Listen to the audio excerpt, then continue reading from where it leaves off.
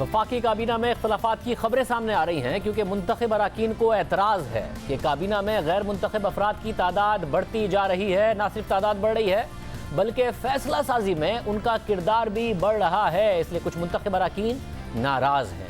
इन नाराज़ अरकान का कहना है कि फ़ैसले मुंतखब अवामी नुमाइंदों के बजाय गैर मुंतखब लोग कर रहे हैं। फैसला गैर मुंतखब लोग करेंगे, भुगतने मुंतखब अफराद को पड़ेंगे। एक शिकायत यह भी है कि इन गैर मुंतखब अरकान को कोई जानता तक नहीं है। वफाकी वज़ीर ग़ुलाम सरवर खान ने कल हम न्यूज़ के प्रोग्राम में आदिल शाजिब से बात करते हुए उनका कहना था कि मुआवनीन ख़ुसूसी के असासे भी ज़ाहिर किए जाएँ। काबीना में ऐसे लोग बैठे हैं जिन्हें मैं जानता तक नहीं हूँ। हुकूमत पर उंगलियाँ उठ रही हैं कि ये कौन लोग हैं, कहाँ से आए हैं। इस हवाले से आज सीनियर तज्ज़ियाकार और सहाफ़ी सुहेल बड़ाई साहब ने कॉलम भी लिखा है जिसके मुताबिक वफाकी काबीना पर होने वाले एतराज़ात में सबसे बड़ा ये एतराज़ है कि 51 रुकनी काबीना में 5 एडवाइज़र्स और 15 स्पेशल असिस्टेंट गैर मुंतखब शुदा हैं। पार्लिमानी निज़ाम और काबीना का अलमिया यही है कि टेक्नोक्रेट्स की बहुत बड़ी तादाद फैसला साजी में शरीक है, जिसकी वजह से सियासी अनासिर दब गए हैं। और अंदेशा यह है कि बजट गैर सियासी जहन के साथ बनाया गया तो उसके सियासी असरात बुरे निकल सकते हैं। कहते हैं काबीना अहम नहीं, काबीना चुनने वाला अहम होता है। गलत मशवरे मुशीर नहीं देते, गलत मशवरे मानने वाला हुक्मरान गलत होता है। कॉलम के मुताबिक याद रखें, कभी भी जवाल वजीरों की गलतियों की वजह से नहीं आता, वजीर आज़म के गलत फैसलों की वजह से जवाल आता है। ये सारी की सारी बातें सुहेल बड़ाई साहब ने लिखी हैं। इख्तलाफात की खबरें भी सामने आ रही हैं। सुहेल बड़ाई साहब हमारे साथ मौजूद हैं। सुहेल बड़ाई साहब, बहुत शुक्रिया हमें शो में ज्वाइन करने के लिए। बड़ाई साहब, आपने भी लिखा, अब ज़ाहिर है आपने भी कहा कि जिम्मेदारी वज़ीर आज़म ही की बनती है, मगर अभी तक जिम्मेदारी से आज़ाद रहे हैं वज़ीर आज़म इमरान खान। अगर मुआशी पॉलिसी नाकाम हो जाए तो असद उमर की जिम्मेदारी ठहरती है, वज़ीर आज़म की नहीं। अगर शुगर की कीमतें बढ़ जाएँ तो दूसरों की जिम्मेदारी ठहरती है। वज़ीर आज़म को क्रेडिट मिलता है कि उन्होंने इंक्वायरी ऑर्डर की है, हालांकि 100 अरब रुपए की बात होती है कि गरीब आवाम की जेब से निकाल लिया गया। साथ ही अगर लॉकडाउन कामयाब हो जाए तो क्रेडिट ले लेते हैं वज़ीर आज़म, अगर लॉकडाउन नरम हो तो फिर वज़ीर आज़म को क्रेडिट दे दिया जाता है कि तो पहले दिन से ऐसी बातें करते थे। पंजाब हुकूमत की नाकामी का उनको ब्लेम नहीं जाता। तो अब तक तो किसी भी इल्ज़ाम से आज़ाद हैं, सारे क्रेडिट उन्हें दिए जाते हैं। आपको कैसे लगता है कि उनके ऊपर सारी जिम्मेदारी डाल दी जाएगी आखिर में?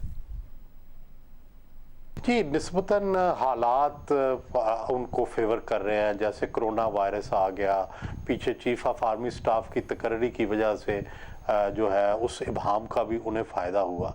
लेकिन मैं आपकी तवज्जो दिलाना चाहता हूँ 2 पीरियड्स की तरफ कि जब ज़ियाउल हक ने जुनेजो को लाए या जनरल मुशर्रफ ज़फ़रुल्लाह जमाली को लाए, यानी दोनों जो मार्शल लॉज थे। अब उस वक़्त सूरत हाल बिल्कुल आज से मिलती जुलती थी कि जो हमारी रियासती ताकतें थी वो दोनों जो सियासी जमातें थी उस वक्त की, उनको वो पसंद नहीं करते थे। तो इसलिए उनकी सपोर्ट थी, जैसे ज़फ़रुल्लाह जमाली के लिए क्योंकि वो ना पीपल्स पार्टी को लाना चाहते थे ना नून लीग के लिए जाना चाहते थे। इसी तरह जुनेजो के दौर में वो नहीं चाहते थे कि पीपल्स पार्टी आए या कौमी इत्तेहाद जो है उसके लीडरों को अहमियत मिले।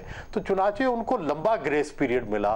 तो इसी तरह इमरान खान साहब को भी दूसरी तरफ जो उनके मुखालिफ हैं वो चूँकि गुड बुक्स में नहीं है, ना पीपल्स पार्टी ना नून लीग, इसलिए भी उनको ग्रेस पीरियड मिलता है क्योंकि उनके मुखालफों को वो एडवांटेज इस वक्त हासिल नहीं है जो आम तौर पे हमारे सियासी कल्चर में होता है कि अपोजिशन जो है वो उस किसी न किसी तरह रियासती इदारों के साथ इन टच होती है, वो अल्टरनेट गवर्नमेंट होती है। तो अभी फ़िलहाल उनकी एक्सेप्टेंस अल्टरनेट गवर्नमेंट के तौर पे नहीं है दोनों फरीकों की, ना पीपल्स पार्टी की और ना नून की। जिस दिन वो पोजीशन हो गई उस दिन इमरान खान साहब का ग्रेस पीरियड जो है वो ख़त्म हो जाएगा। यानी फिर कारकर्दगी का मसला नहीं है, क्योंकि फिर उस्मान बुज़दार साहब के हवाले से भी बड़ी अहम बात की शेख रशीद साहब ने। मैं आवाम को दिखा दूं, फिर मैं इस हवाले से सवाल करता हूं आपसे। इस्लामाबाद में कारकर्दगी तो बहुत अच्छी है, जहाँ तब्दीली होनी थी वहाँ वजारत इत्तलात में हो गई है। और बुज़दार जाने और उसका काम जाने, जब तक बुज़दार के साथ इमरान खान है कारकर्दगी है, किसी कारकर्दगी की ज़रूरत नहीं है।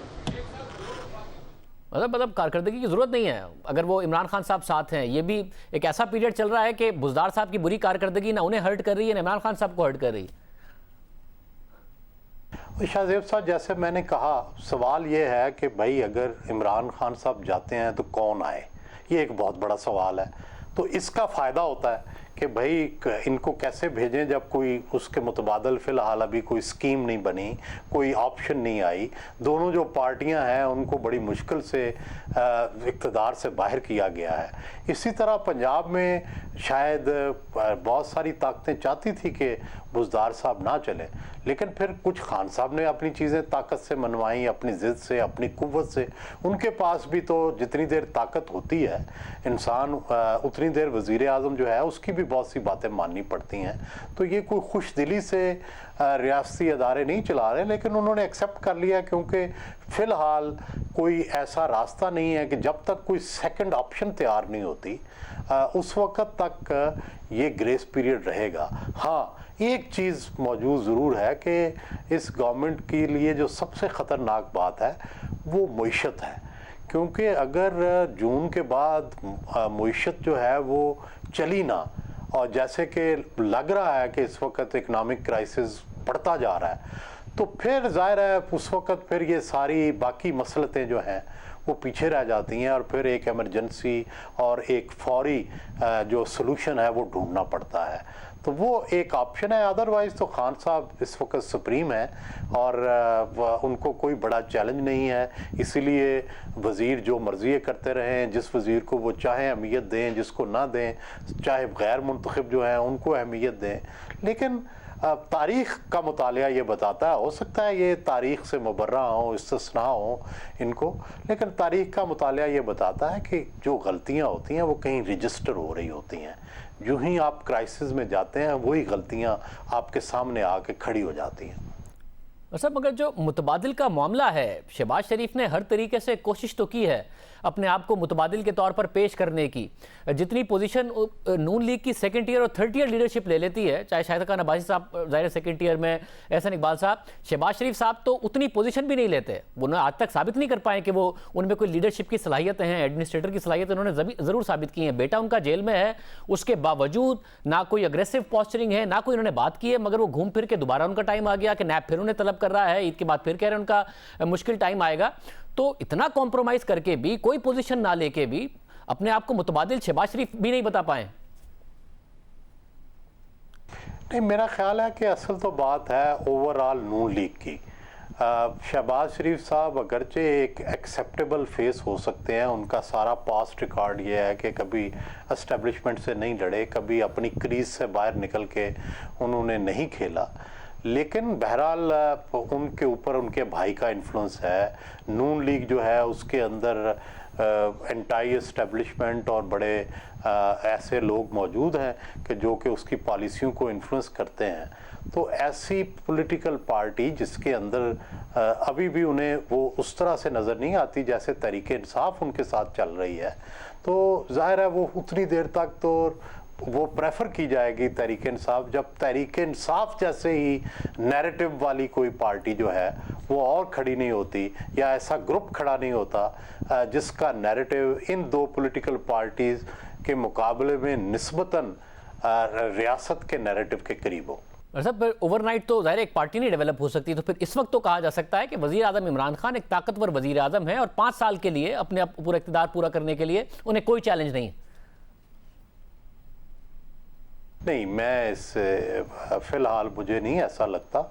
उसकी वजह यह है कि चूँकि अभी उनके यहाँ जो गवर्नेंस अच्छी नहीं है, मईशत अच्छी नहीं है, तो जब तक ये दोनों चीज़ें इंश्योर नहीं होती उस वक़्त तक उनकी हुकूमत हर वक्त ख़तरे में रहेगी।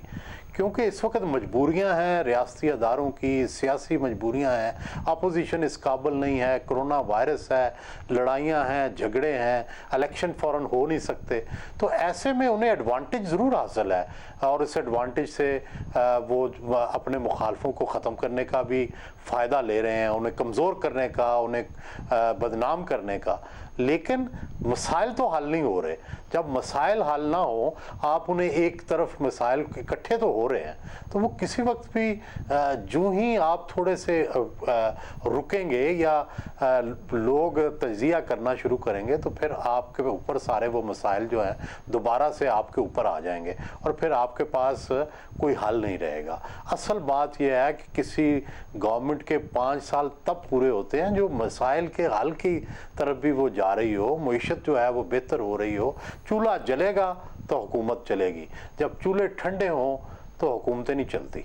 बहुत शुक्रिया सुहेल भाई साहब हमारे साथ मौजूद थे। प्रोग्राम में एक ब्रेक शामिल करेंगे। तहरीक इंसाफ पर तनकीद हो रही थी कि उन्होंने जो मुआशी तरक्की है वो बुरी तरह मुतासिर की है और 3.3% उनके पहले साल में मुआशी तरक्की हुई। अब तनकीद हो रही है कि वो नंबर भी गलत बताया गया था, उससे भी कम तरक्की हासिल हुई। क्या मामला है, बात करेंगे।